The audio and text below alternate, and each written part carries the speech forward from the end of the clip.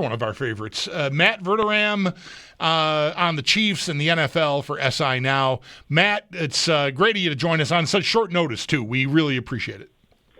No problem. Happy to do it. I wanted to mention to you before we get going, because the way my brain works, I'll end up forgetting wanting to tell you something that I would consider a compliment. The tweet you had within the last day or two, sharing the story about your cross country trip and trying to walk the dog was splendid. For folks who didn't see it, there was a gentleman who saw you struggling for you recently had surgery. You were struggling. You can tell the story. I just loved I loved seeing it the other day. No, I appreciate it. Listen, I just get annoyed when I feel like people are disingenuous and/or when they're just jerks.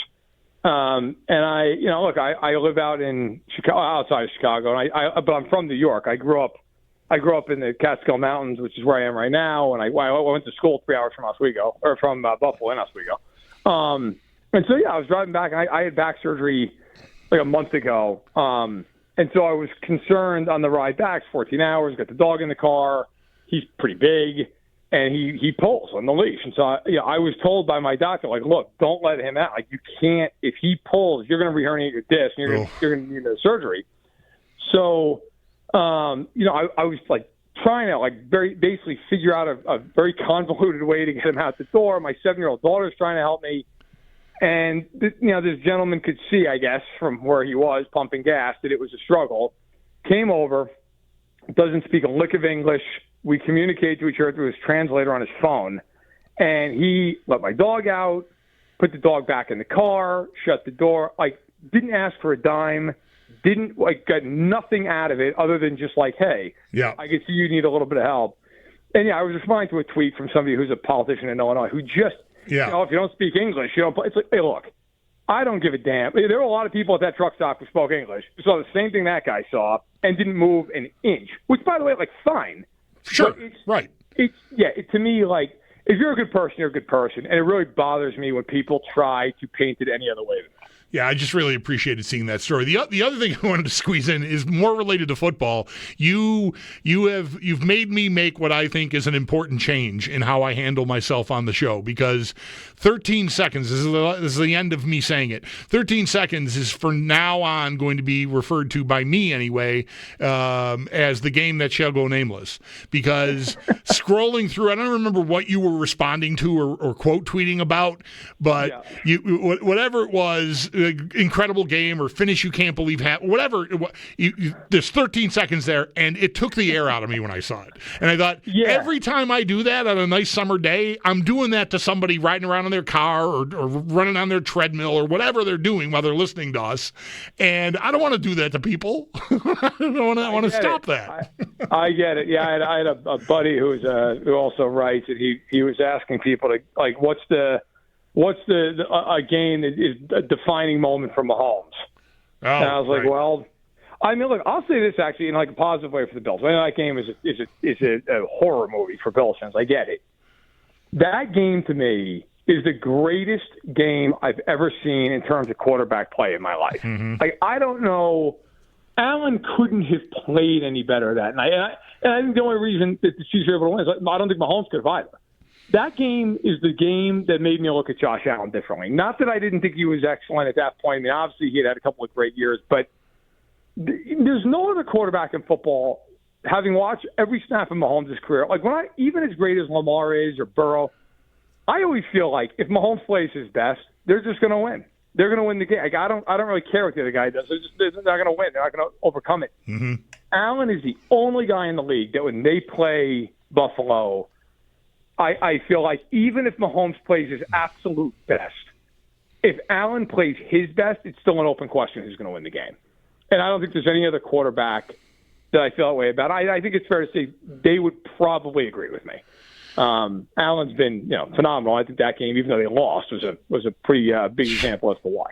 Yeah, no doubt. Matt Verderame, longtime covering the Chiefs and the NFL for SI Now on the West Her hotline from New York State, as it turns out. So we're glad to have you close by again, Matt. So the Bills on the overall here, you know how it goes. It's year 9 for McDermott, year 8 for Allen, and they've hit their head on the same ceiling here this game. game we're talking about being the most painful example, but the other ones have hurt too, of course, and they've yet to reach a Super Bowl, let alone win one. And I don't know, I feel like as long as you're still a respectable, objectively thought of contender for the Super Bowl, I got no problem having hope for it. I mean it's going to happen, but I think fans are getting a little worn down here. We're getting antsy, Matt. I don't know. What do you think of that? Listen, I totally understand it. Okay, I'm a Knicks fan in basketball. Right. I understand. I grew up in the '90s where it was just unrelenting pain every year listening to the Bulls. I would say this though for the Bills. Listen, you have an MVP quarterback.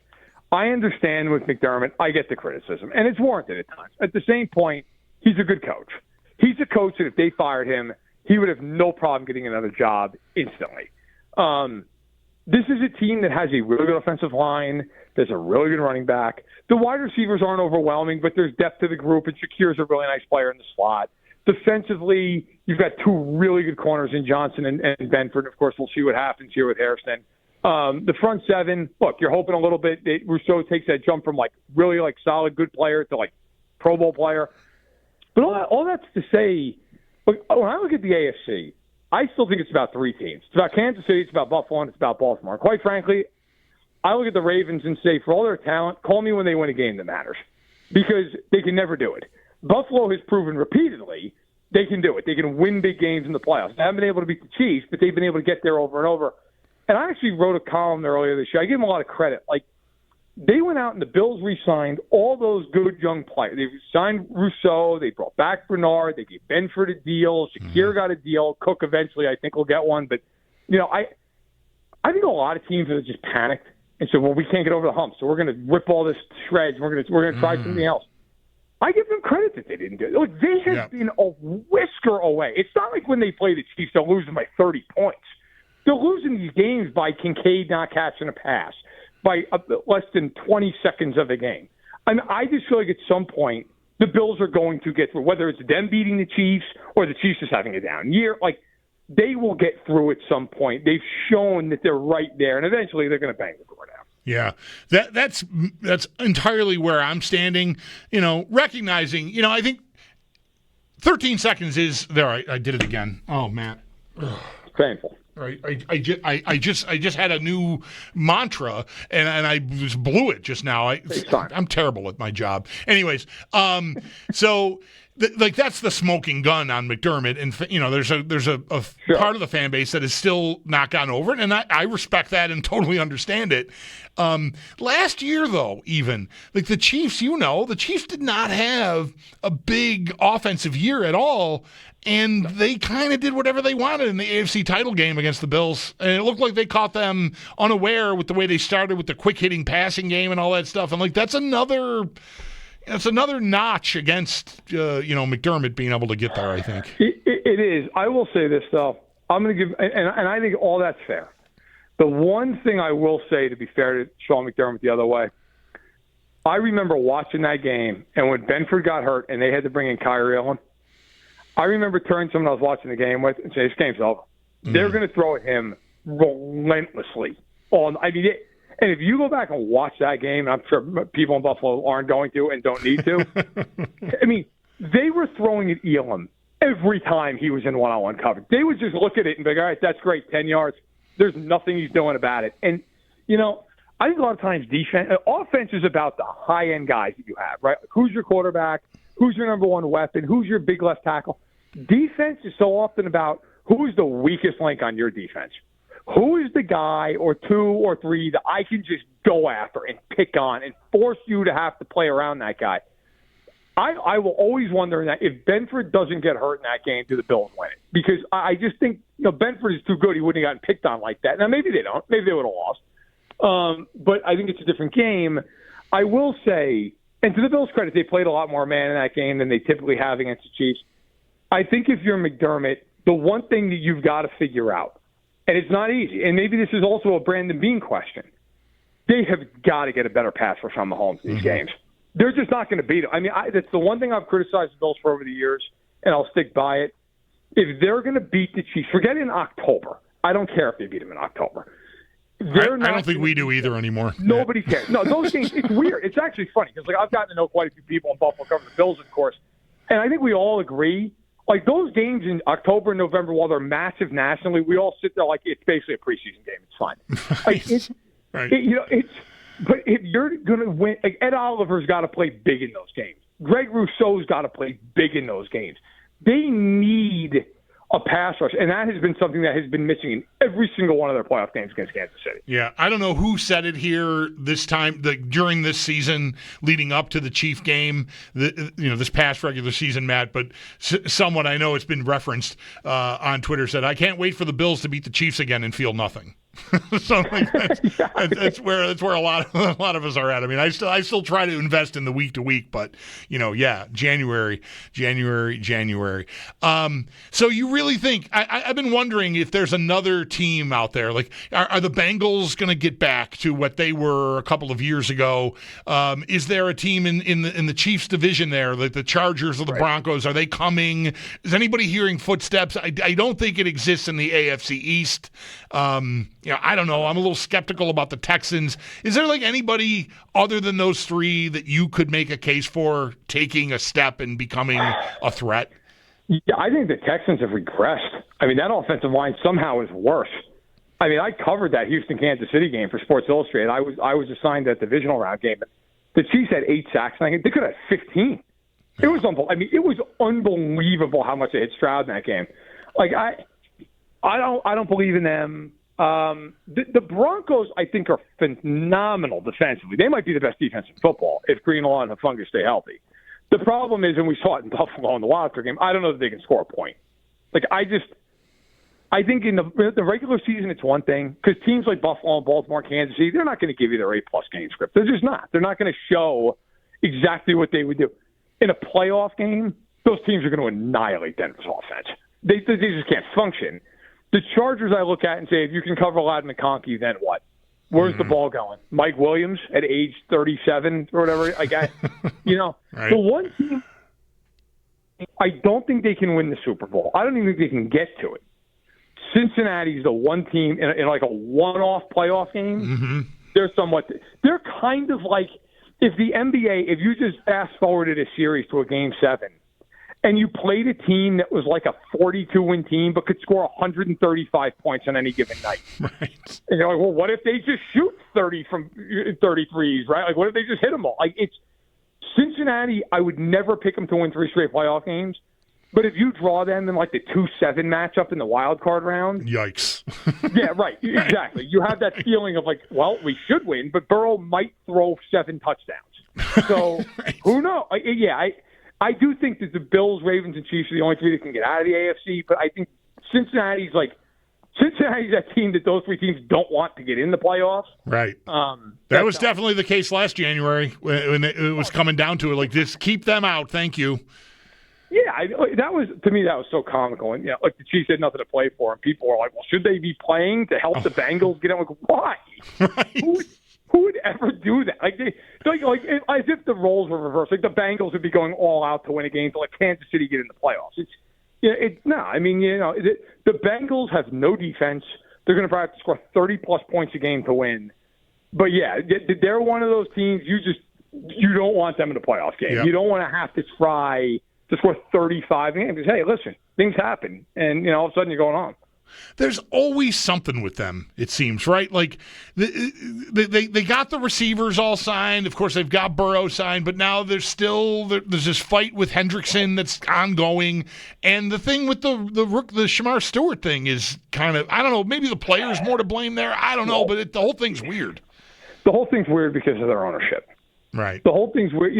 That's one thing that, look, most NFL owners are so unbelievably wealthy. They don't care if they got to pay out a contract of a couple $100 million. They're just going to do it. They're going to put the money in escrow. They're going to make the interest back in 3 hours, and they're not going to care. Mike Brown is, by any of our standards, insanely wealthy, but by NFL standards, he's cash flow. I remember when a couple of years ago, they were still working on the Burrow deal, and I actually talked to an agent who said to me, and meant it, was not being sarcastic, they might have to go to a bank and take a small loan out to pay Burrow. Yeah. That might be how they have to put it into escrow. because they don't have the money on hand like some of these other teams. The Raiders are another team like that. That was one of the biggest reasons Khalil Mack got traded to Chicago. They couldn't pay him. They financially could not pay him. And I think, that's where teams like Dallas or teams like the Rams, they don't even care. Kroenke's not going to care. Right. But it's the Bengals. Hey, listen, I give it to them. They paid Chase. They paid Higgins. I only thought they'd pay one of them. They ended Me up too. paying them both. Yeah. But now you look at it, and I guarantee you, Mike Brown signed that last check and went, "All right, we're done." That's it. And so the problem for the Bengals is they have to draft really, really well, and they have drafted atrociously the last 4 years. How do you feel about the Chiefs going in? Because I can see a scenario in my head where I'm like, well, these teams aren't just going to keep winning divisions forever. Is there someone that can take them down? But on the other hand, I'm also looking at Rashee Rice back and another year older for Xavier Worthy and Hollywood Brown. And even though Kelsey's slowing down, I feel like Mahomes could have an insane year and sort of reclaim the MVP from Allen and Jackson. Which way would you lean there? So my answer is probably not going to please your audience, but my thought process is they actually had a ton of injuries last season. Mm-hmm. They were really beat up. Rice played 3 games. Worthy was not hurt, but really was not utilized until the back half of his rookie year. Right. Butker missed a ton of time. They had 4 kickers last season. Charles Omenihu was out most of the year. Pacheco was out most of the year. They were missing quite a few players in this offseason. Look, they lost Justin Reed, but they have this kid Jaden Hicks, who I think is going to be probably their next defensive star. He is a very talented kid. They're super high on. But I think in the end, I think they'll win the division. I think they'll be fighting with Buffalo and Baltimore for the 1 seed. I think those 3 teams will be the top 3 seeds in some order, probably dependent upon the game that none of us are going to care about when they see each other in week 9.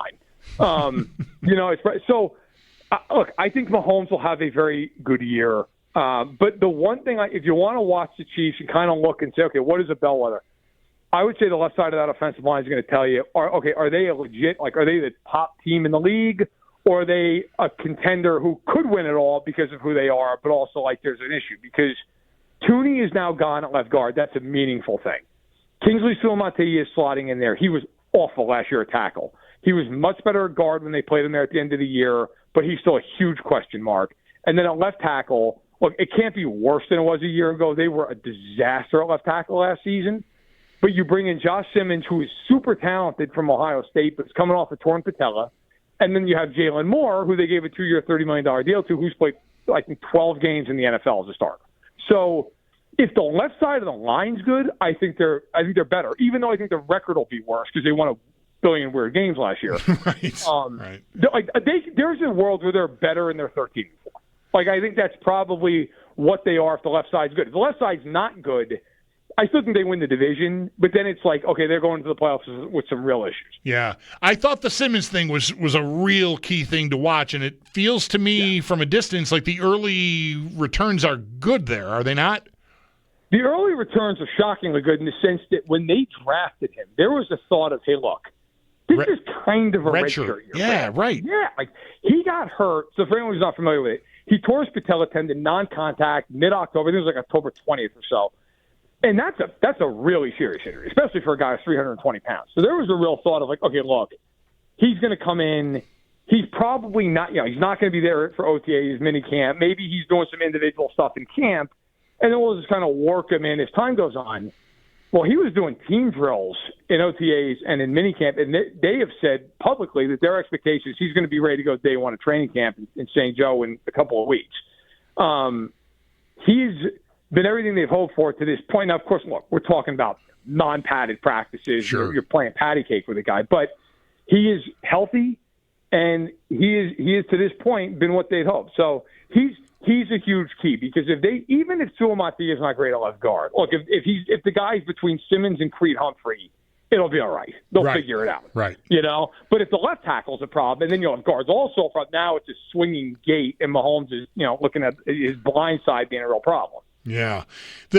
Is it wrong? Would it be overstating it to say that Simmons was thought of highly enough that if he'd been healthy, maybe he would have been drafted ahead of the LSU kid that the Patriots took, or is that too much? I don't know that it's too. I think that would be in the eye of the beholder. I will tell you this: I've had a multitude of people tell me, listen, if he's healthy, he's unquestionably a top 10 pick. I mean, I think that kind of goes to, look, the Saints took Kelvin Banks out of Texas. I believe it was at 9. Kelvin Banks, he might be a great player. All the best to him. His tape is nowhere near what Simmons' tape was. Right. I think if Simmons is healthy, he's got a case as the number one tackle in the class. He's certainly right there with Campbell and Membo out of Mizzou. But look, the Chiefs, he was at 32 for a reason. He was coming off of a really bad knee injury. Right. There were some concerns about, hey, look, not so much off the field stuff, but like, what is his maturity level? Is he a guy that you got to kind of hold his hand to get him to do what he needs to do in practice and to like love football, so to speak? So far, really early, those have been questions that have been answered in a positive way for the Chiefs, but we all know how that goes. And let's be real, too. He could be fully healed, but it's a 320-pound guy in a patella tendon that needs to be repaired. Like, that could that could also still be a problem at some point. Yeah, that could be a ticking time bomb at any point here. And any of us, really, even if we're not 320 pounds. Yeah. Matt, thank you so much for the time. Really appreciate it. Best of luck as you continue to recuperate from the back surgery, and enjoy your time back home. Yeah, things are good. Thanks a lot. I really appreciate it. All right, that is Matt Verderame, SI now on the Chiefs and the NFL.